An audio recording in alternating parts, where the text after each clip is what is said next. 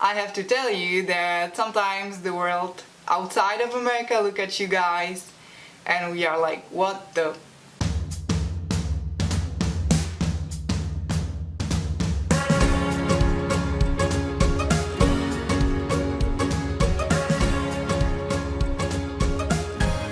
Hello, this is Kat with Two Tales. Welcome to my channel.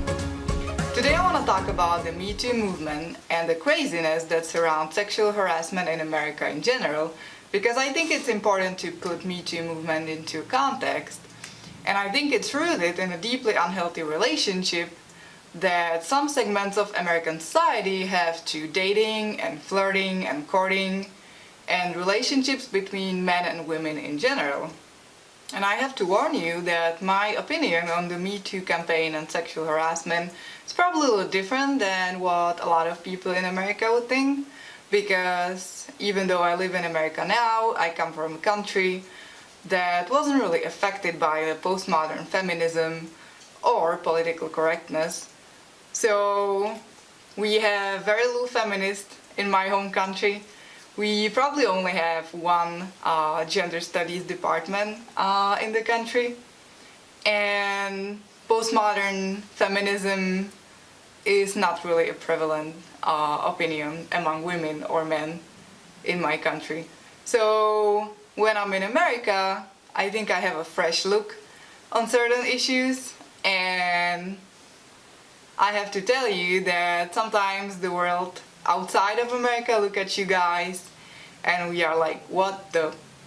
If we look at the Me Too campaign, I think there are two levels of allegations in there, two types of problems that it exposes. The first level of allegations, I think, is the serious one, and those are the allegations about rape and pedophilia in Hollywood. Obviously, if those allegations turn out to be true, those individuals who perpetrated those acts must be investigated, prosecuted, and it's a criminal behavior that should be absolutely condemned and shouldn't be tolerated. The Hollywood and the leftist media don't focus on those allegations, right? Nobody wants to learn that Hollywood is so criminal and so rotten. Nobody would want to go to movies anymore if those allegations are paid attention to and if they turn out to be true eventually. We sort of focus on the second type of allegations that came out of the Me Too movement.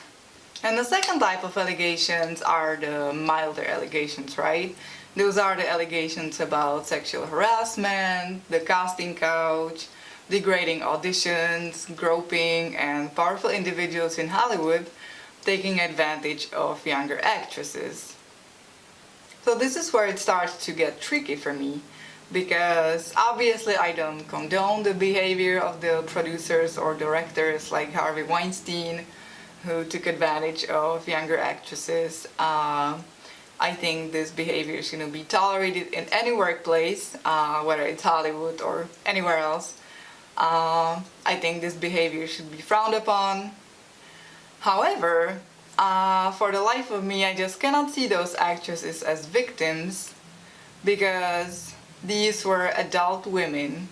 As an adult, you always have a choice what to do, and you get into all kinds of different situations in your life, all kinds of interactions with people, and those actresses, they always had a choice, and if they agree to do things that they were not comfortable doing, like naked auditions in front of producers, or just going to a hotel room, and or even going to coffee with someone, or let them, put their hand on their knee or whatever it was. I'm sure it was much worse in a lot of cases.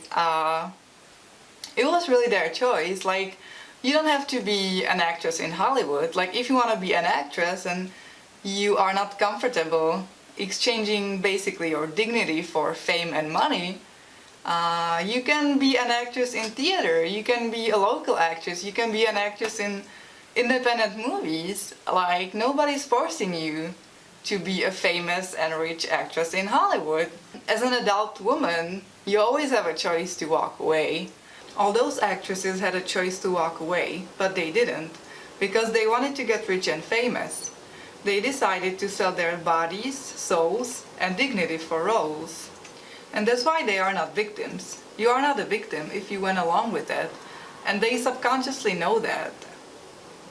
And that's why they didn't expose Harvey Weinstein and others sooner, because they know that they didn't act morally themselves. It was morally incorrect of the producers to put them into degrading situations and sexually harass them, but it was also morally incorrect of the women to go along with that and agree with that. Which leads us to the second problem I have with the Me Too movement, which is Hollywood hypocrisy. So the people in Hollywood always present themselves as morally superior, as moral role models who are better than the rest of us. They want to tell us who to vote for, what opinions to have, what causes to support, what political parties to support, what issues to care about. But everything that was exposed in the Me Too movement shows that they are not better than us, that they are not morally superior. In fact, they are more corrupt and more hypocritical than an average human being. And that's why they need to present themselves as victims, because if they didn't, they would have to admit that they were complicit in the morally rotten behavior, and nobody would ever take them seriously again, and they would have to stop lecturing us on morality. If you want to lecture everybody how wonderful, moral human being you are, then you really need to be one. The Me Too just shows that they are not better than us. And if I were them, I would just shut up for a while. Most allegations in the Me Too movement are not about rape. They are about sexual harassment. I think that the way sexual harassment is defined in America is a problem, because a lot of normal interactions between men and women can be perceived or defined as sexual harassment. Especially now in 2018, when it seems like so many Americans agree that even speech itself is violence, which I think can open the door for women to accuse guys of sexual violence or sexual harassment just because they said something that the woman didn't like. Which gets even more dangerous, because I feel like now, in a lot of cases, the definitions or judgment whether something was sexual harassment or violence is totally left up to the victim, up to the woman to decide. So she basically decides only based on her feelings. And I don't really know where this approach to sexual harassment, flirting, dating, and interactions between men and women come from in America. I think on one hand it stems from the feeling of so many modern women that they need to show everybody, especially men, that they are strong, independent, and they can do anything. They feel like they need to fight against this patronizing view that they think men have of them. So anytime a man does something nice or polite for them, like opening the door, they feel like they need to resist that and defend themselves. How dare you open a door for me? I'm a strong, independent woman. I can do it myself. I'm not that weak that I couldn't open the door. Which is why I find it so funny that the second reason for the unhealthy approach to dating and relationships seem to be the fear of men and fear of dating and fear of sex. I find it so ridiculous when modern, independent, and educated women cannot handle emotionally when somebody says something to them that makes them uncomfortable, or approaches them in a way that makes them uncomfortable, or flirts with them in a way that they are not comfortable with. This is what Christina Hoff Sommers called a fainting couch feminist. Do you seriously need to destroy careers and call police when somebody puts his hand on your butt? So honestly, if you put yourself into shoes of American men, you have to ask yourself if you would have the courage to ask women out, to flirt with them, to court them, to be chivalrous towards them, because anything today can really be interpreted as sexual harassment or violence. Now, I'm not saying you don't have a right to defend yourself when a man mistreats you, or speak up if he makes you uncomfortable. But first, you have to try to deal with the problem yourself before you invite authority. Like in so many other areas of modern life, people don't want to deal with their problems on their own anymore. They need to invite the government or any other authority like the NGOs or the media to solve every problem for them. So it not only shows a fear of men and relationships, it also shows the fear of responsibility, taking charge of your life and being mature. And in fact, it's men and not women who should be afraid of relationships and interactions with the opposite sex these days, because any woman can accuse any guy of sexual violence, of sexual harassment, and she doesn't need to provide evidence, she doesn't need to provide any facts, she doesn't need to provide anything.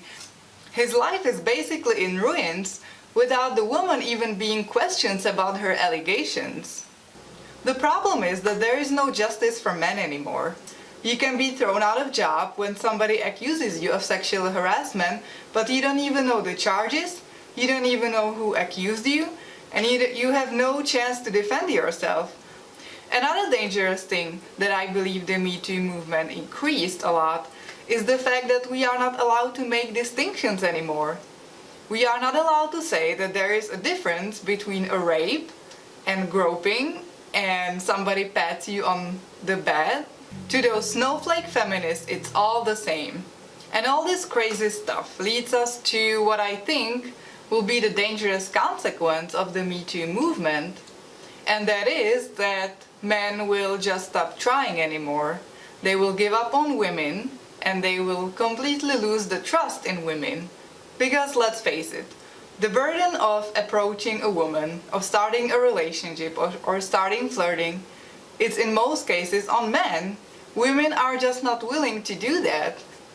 And so because Me Too is a witch hunt against men, and it vilifies men, and it vilifies flirting, and women absolutely do go overboard with allegations of sexual harassment, and they play snowflakes and victims, and they cannot seem to be able to take responsibility or take action and take care of themselves, then the consequence will be that men will lose all trust in women, and they will be afraid of women, they will be afraid of relationships. How to go back to normal. Learn how to make distinctions. There is a difference between rape and catcalling. There is a difference between pedophilia and when your boss tries to flirt with you. Difference matters. Don't be a snowflake. If it's possible, always try to deal with the problem yourself first before inviting authority. Also, if a guy accidentally puts his hand on your ass during taking pictures with you, don't ruin his career. Come on, be cool. Stop the hysteria. Women are not saints, men are not evil. Men are human beings, they are not perfect, they make mistakes. But I believe that most of them, at least in the West, are decent human beings who respect women. Go back to honesty and justice. Women don't make false allegations. Companies and universities, investigate allegations before you fire or expel a guy. Tell him what the accusations are and who's accusing him. Let him defend himself. This is all for today. Hope you enjoyed my video. For more politically incorrect rants, subscribe to my channel and see you next time.